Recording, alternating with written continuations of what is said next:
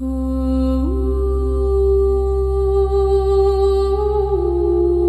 forest of wealth and the king's madness.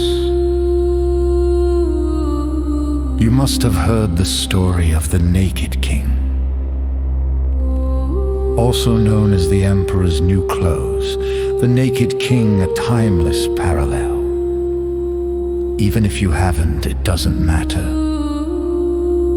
Simply read about the king in that tale, and as you weave your own national narrative in your imagination, you will find his spirit perfectly embodied in our rulers of today.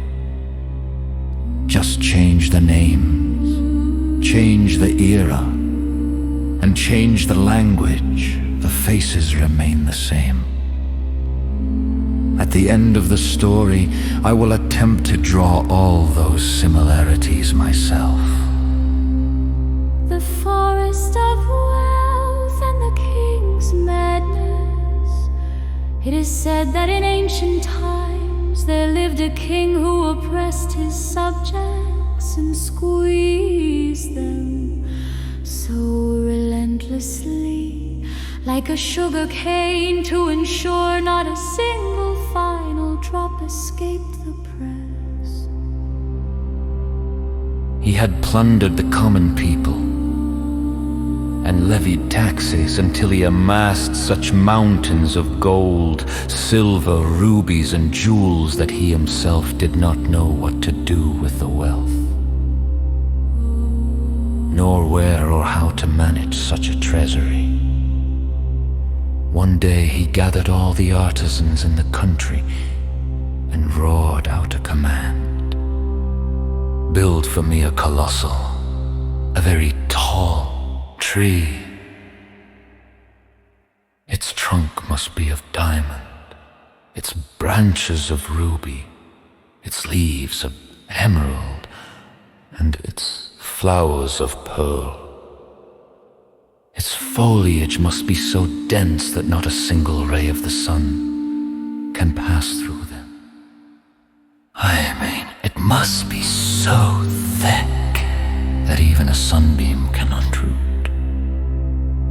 Hearing the king's decree, a great turmoil and consternation spread among the populace. People trembled and whispered, "By the time this tree is finished, the king will probably have stripped us naked and starved us to death." But any mouth that opened was met with slavish silence. Here I Meloa Adista introduce a faint, anxious string background here.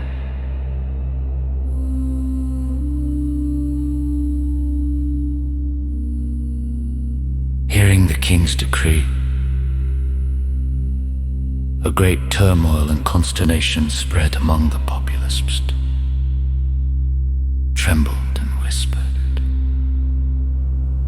"By the time this tree is finished, the king will probably have stripped us naked and starved us to death." But any mouth that opened was met with harsh words. They either ended up in the dungeons or had their necks severed by the sword. Thus, the mouths of the people were silenced. 7 years later, the tree was complete. The king, proudly at his bed, placed beneath this very tree and began to sleep there. One morning, as he awoke, he felt the warmth of the sun on his cheek. He opened his eyes and looked up to see a small hole in the emerald leaves of the tree. A tiny patch of the blue sky was visible, and a single sunbeam passing through that small aperture was resting on his cheek.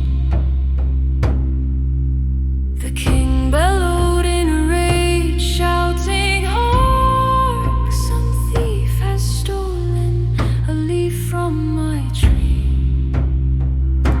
The king roared brings this thief to me shall be laden with gold from head to toe. The minister on the king's right hand offered counsel. Your Majesty, station 40 armed guards around the tree at night. They will surely catch the thief. Thus the culprit will not escape. The king, like the minister's suggestion, and acted upon it, 40 heavily armed guards began to keep watch over the tree. But in the dead of night, they were all overcome by sleep and fell asleep standing up. In the morning, when the king opened his eyes, he saw that the hole between the leaves of the tree had doubled in size. Continues. Thanks. Authored by Mohammed Ephraim Butt. From my book of stories, the sweet